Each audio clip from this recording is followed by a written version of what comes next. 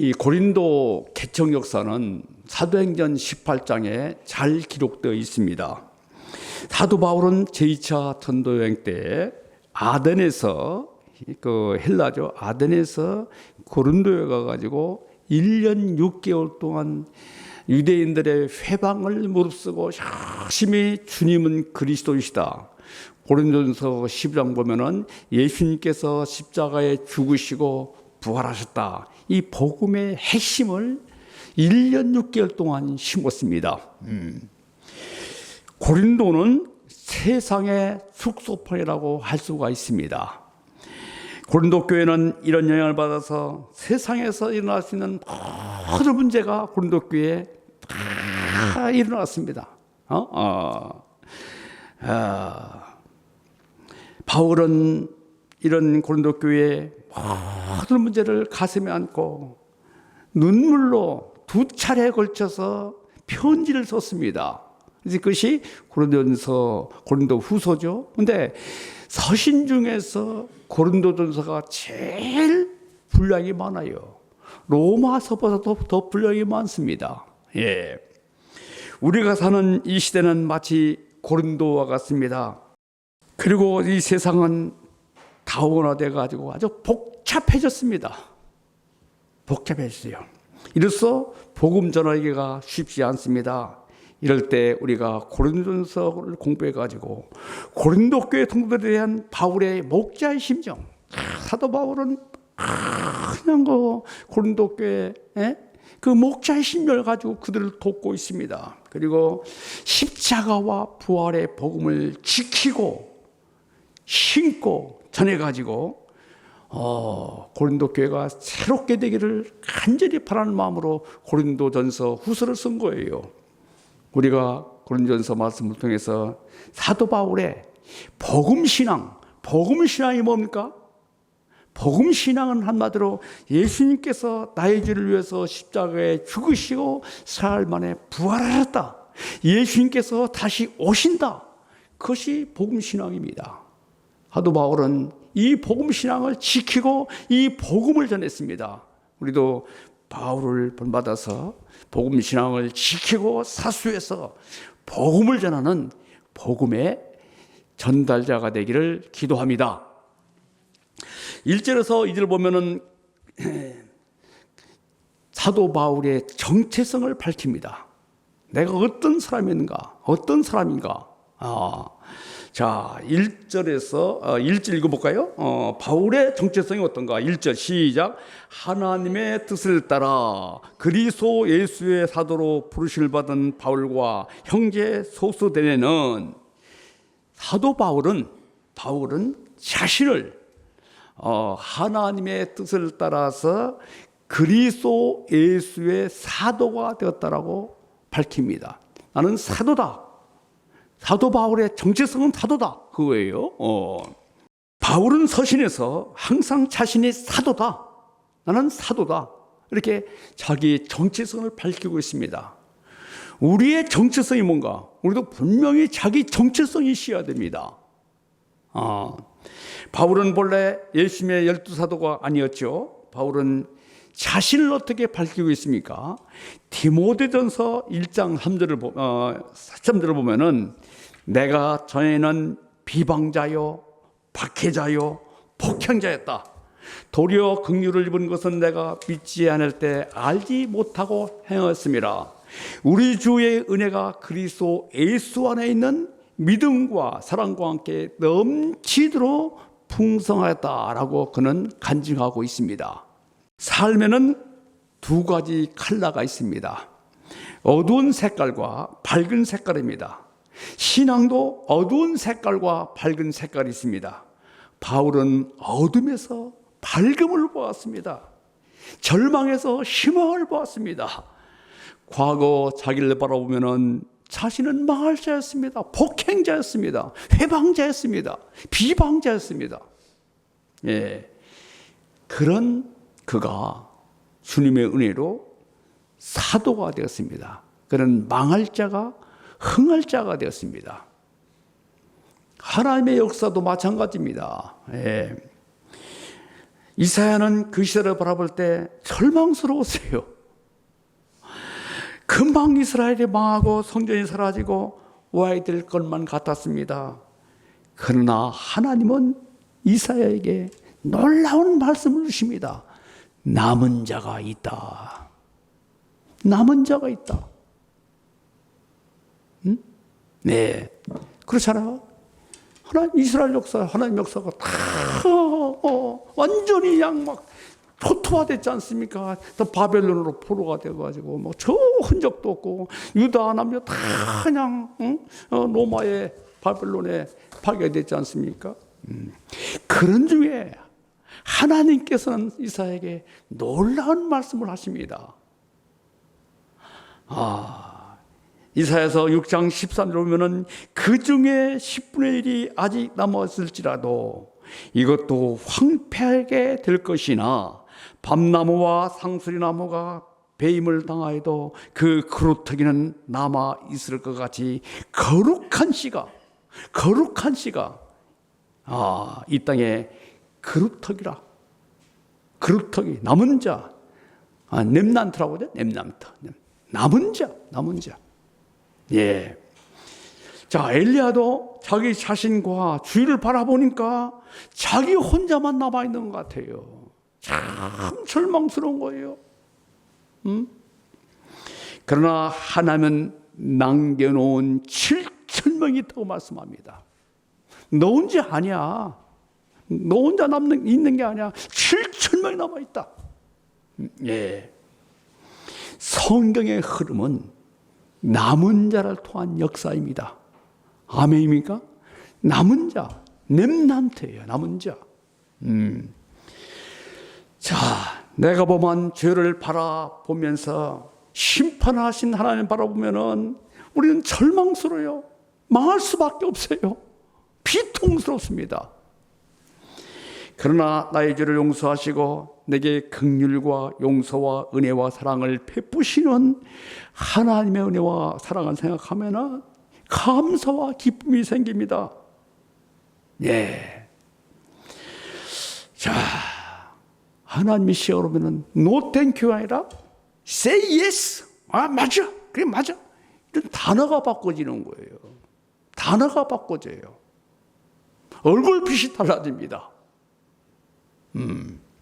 예. 우리는 내 시각으로 나를 바라보거나 사람을 또 세상을 바라보지 말고 하나님의 시각으로, 하나님의 마음으로, 하나님의 눈으로 바라볼 수 있기를 기도합니다. 이럴 때 그리스도에서 있는 믿음과 소망과 사랑이 풍성해지게 될 줄로 믿습니다. 자, 3절에서 그러면은 사도 바울의 기도와 감사가 나옵니다. 자, 1장 3절을 볼까요? 1장 3절. 네, 시작. 하나님 우리 아버지와 주 예수로부터 은혜와 평강이 있기를 원하노라. 바울의 서신을 보면은 은혜와 평강이 한 몸처럼 움직입니다. 은혜와 평강. 어느 서신보다도 은혜와 평강을 얘기하고 있어요. 바울은 늘 그리스도의 안에서 은혜와 평강이 있는 인사를 하고 있어요. 일반적으로 은혜라는 것은 호의를 뜻합니다. 그러나 사도 바울의 서신에서 은혜는 카리스로서 선물, 값없는 선물 뜻해요. 카리스로서 값없는 선물. 이 은혜는 예수님이 나의 죄를 위해서 십자가에서 죽으심을 믿는 순간에 주어지는 것이 은혜예요. 은혜는 구원에 대한 비례와 감사합니다.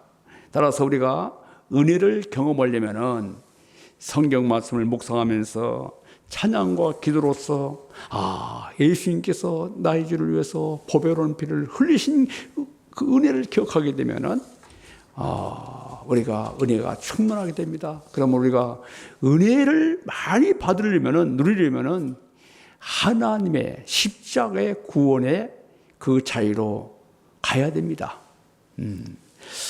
여기서 평강은 히브리어로 샬롬입니다. 샬롬. 샬롬 오잖아요. 샬롬은 전쟁이나 분쟁이나 평화로운 상태, 그리고 가정에서 불화가 없는 행복한 상태, 그리고 더 나아가서 궁핍과 가난에서도 자유로운 삶이 샬롬입니다. 샬롬. 이 평안은 평화의 왕이신 예수 그리스도로부터 죄사함을 받는 순간에 누리게 됩니다. 그래서 바울의 서신을 보면 은혜와 평강의 순서가 한 번도 바뀌어지지 않습니다. 은혜가 있을 때 평화가 있다 이거죠. 예. 요한복음 8장 30일 보면은 현장에서 간음하다 잡힌 여인을 용서하시고 진리를 알지니 진리가 너희를 자유롭게 하리라 말씀했습니다. 진리는 예수님이십니다. 예수님. 자, 우리가 진리신 예수님을 주인으로 모시고 살면은 참 자유가 있어요. 어떤 가운데서도 죽음 앞에서도 자유를 누리게 되는 거예요. 예. 그리고 평강은 여러분들 하나님의 뜻을 행할 때 평강이 옵니다. 두 번째는 4절에서 보면은 감사가 나옵니다. 자, 바울은 고린도 성도들에게 인사하고 나서 감사합니다. 바울의 감사 제목을 보면은 4절에서 9절을 보면은 첫째로 그들에게 복음을 전할 만한 언변과, 그렇죠, 모든 지식에 풍성하게 주신 것을 감사합니다. 그러니까 고린도 성도들은 말도 잘하고 또 막 지식이 그냥 풍성했어요. 두 번째는 바울이 전한 복음이 고린도 교회에 뿌리를 내렸어요. 네, 고린도전서 15장 나오지 않습니까? 내가 너희들에게 먼저 전 복음 있잖아. 십자가에 죽으시고 부활한 복음 굳게 내렸잖아. 이게 말씀하잖아요. 셋째로 모든 은사에 부족함이 없어가지고 우리 예수님께서 재림하신 날에 믿음, 그 감사하고 있네요. 그러니까 재림 신앙이 또 있었어요. 십자가의 신앙, 부활의 신앙, 재림 신앙이 또 그들에게 있었어요. 예. 넷째로는 예수님께서 재림하실 그날에 책망받을 것이 없는 견고한 이런 믿음이 있었다. 이렇게 그들의 그 신앙을 감사하고 있어요. 마지막으로는 주님과의 교제로 인해서 그들의 신앙을 감사하고 있습니다. 자, 이처럼 고린도 교회는 하나님의 축복을 많이 받았어요. 많이 받았어요. 문제는 그들이 이 축복을 잘 감당하지 못했습니다. 감당하지 못하고 서로 분쟁했어요. 하나님께서 주신 놀라운 은사를 주님의 영광을 위해 쓰지 않고 자기를 위해 썼습니다. 내 은사가 뭐 좋고 내 은사는 형편없어. 서로 비교하고 서로 싸우고 서로 그런 거예요. 예. 그리고 자랑했습니다. 나는 이런 은사를 받았어. 오죽하면은 그 먹는 거 가지고 서로 그냥 서로 나눠 가지고 고린도전서 10절 나오지 않습니까? 그래서 바울은 감사 인사 말을 끝내자마자 그들의 잘못을 꾸짖기 시작합니다. 편지가 끝날 때까지 15장까지 16장 조금 인카리 해줍니다. 사도 바울은 고린도 교회의 문제점을 막 그냥 하나하나 책망합니다. 세상에서 있을 수 있는 모든 문제가 고린도 교회에 있었던 거예요. 가는 문제, 그냥 예. 자, 그럼에도 불구하고 사도 바울이 감사하고 있습니다.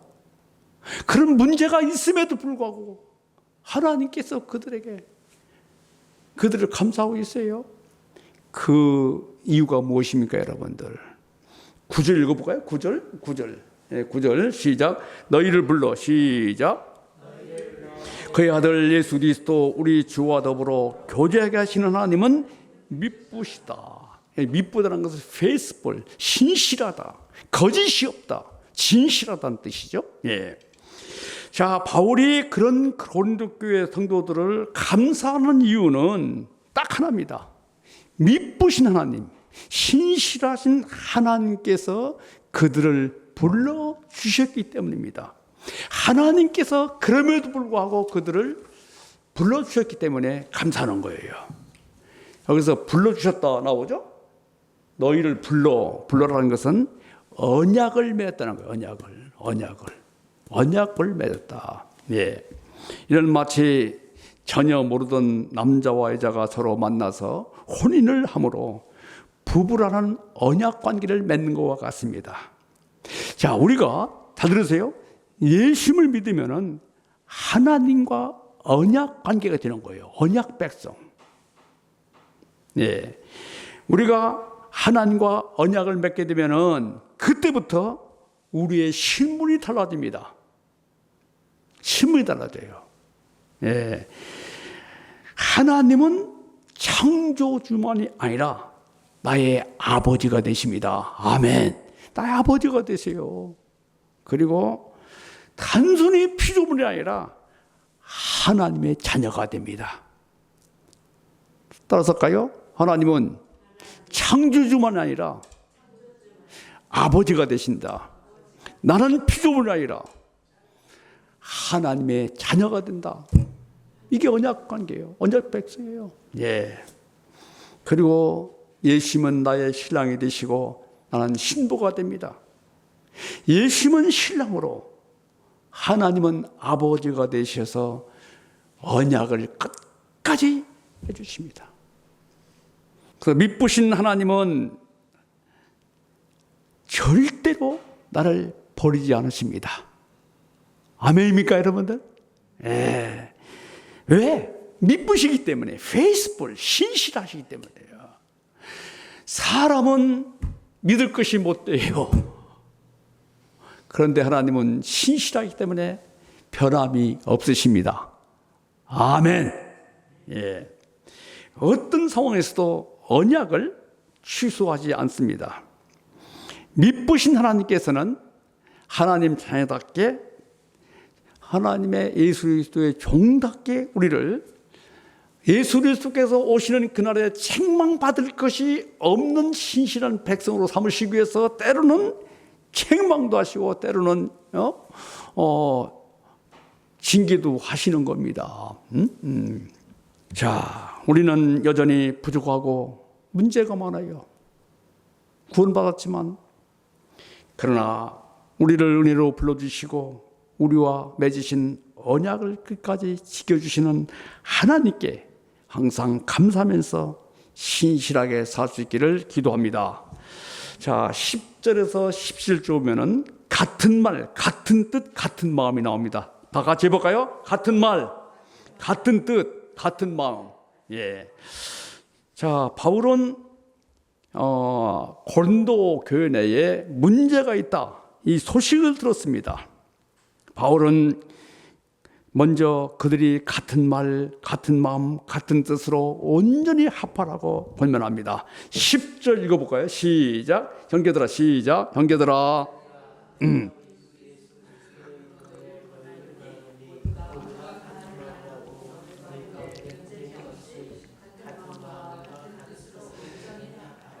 예, 여기 같은 단어가 몇 번 나옵니까? 같은 마음, 같은 뜻, 같은 말이잖아요. 그렇죠? 이 같다는 말은 공동정선을 표현하는 거예요. 공동전선, 공동. 예, 우리가 전쟁에서 공동전선을 펼치려면은 뭐 분열되면은 뭐 적에게 패하지 않습니까? 그리고 온전히 합하다 이 말은 그물을 수선하다, 또 채운다. 그물을 수선해 가지고 고기를 채우는 것을 그런 뜻입니다. 수선해서 채운다. 망가진 그물을. 예. 자, 고린도 교회는 바울파, 아볼로파, 게바파, 그리스도파로 나눠져서 분쟁했어요. 그들은 옛날에 뭐 소크라테스파, 뭐 플라톤, 이런 파가 있는 것 같이 파가 있었어요. 자기들의 신앙 노선이 맞는 인물을 내세워서 파를 만들어 가지고 믿었어요. 예. 자, 분파 중에는 첫 번째 뭐가 나옵니까? 바울파가 있었어요. 그리고 아볼로파가 있었고, 게바파가 있었고, 또 그리스도파가 있었어요. 그리스도파. 그러면은 이런 사도 바울은 그들에게 같은 마음, 같은 뜻, 같은 말로 마음을 합해가지고 주님께서 주신 사명을 감당하라고 말씀합니다. 자, 그럼 분쟁으로 인해서 어떤 위험성이 있습니까? 첫째는 한 몸이신 그리스도께서 나눠지는 거예요. 13절 보면은 그리스도께서 어찌 나뉘었느냐? 바울이 너희를 위하여 십자가에 못 박혔으며 바울의 이름으로 너희가 세례를 받았느냐? 예. 교회 내 분열이 생기면은 믿음이 어린 사람들이 그 영향을 좋지 않은 끼쳐가지고 복음이 비방을 받게 됩니다. 뿐만 아니라 대적자들의 회방거리가 돼요. 두 번째는 그리스도의 유일성과 절대성이 상대화됩니다. 분쟁한다는 것은 그리스도가 나눠지는 거거든요. 그리스도의 일부분을 믿는 거예요. 셋째는 사람을 숭배하게 됩니다. 자, 바울은 이런 그들에게 바울이 그들의 주가 될 수 없고 인간의 문제를 해결할 수 없다. 내가 너희를 위해서 십자가 못 박혔느냐? 내가 너희들을 위해서 죄를 사해 줬느냐? 분명히 말씀하잖아요. 자, 그리스도께서 바울을 보내신 목적은 뭐 세례를 주고 뭐 자랑하는 데 있지 않고 복음을 전하기 위해서 사도 바울을 부르셨다라고 분명히 밝히고 있습니다. 우리 주님은 그리스도십니다. 그리스도 위에 우리에게 구원의 길을 주신 없어요. 예수님만이 그리스도십니다. 따라서 예수님만이 우리의 구원자시다. 돈도 아니에요, 여러분들.